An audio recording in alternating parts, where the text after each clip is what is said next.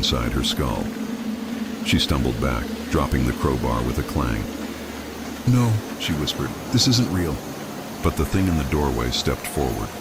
Its form was indistinct, shifting like smoke, but the eyes remained fixed on her, unblinking. It whispered her name again, dragging out each syllable. She bolted, running out of the hallway and into the front yard, gasping for air.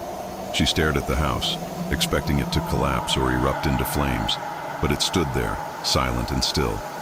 When she finally worked up the courage to go back inside hours later, the door was gone. The wall was smooth, as if it had never been there at all. The closet. Sarah barely slept that night, keeping all the lights on and the television running for noise. But even with the distractions, she couldn't block out the faint whispers. They weren't coming from the hallway anymore. They were coming from her bedroom closet. By morning, she'd had enough. She grabbed a hammer and forced the closet door open, only to find nothing but her clothes and shoes. That night, the whispers returned, this time louder and more frantic. Her name, again and again, interspersed with strange guttural sounds. And then the door reappeared. It wasn't in the hallway this time, it was in her bedroom, directly across from her bed. Sarah stared at it, frozen. The brass handle turned slowly, creaking with each agonizing second.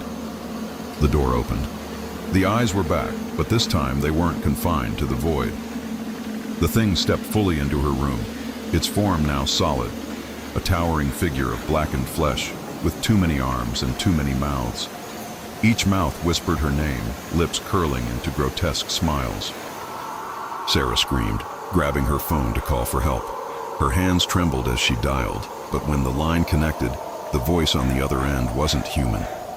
"We're already here, Sarah." She dropped the phone, her pulse hammering in her ears as the creature moved closer. Its mouths widened, the whispers turning into deafening shrieks. The door slammed shut behind it. The next morning, the house stood quiet. No one heard from Sarah again.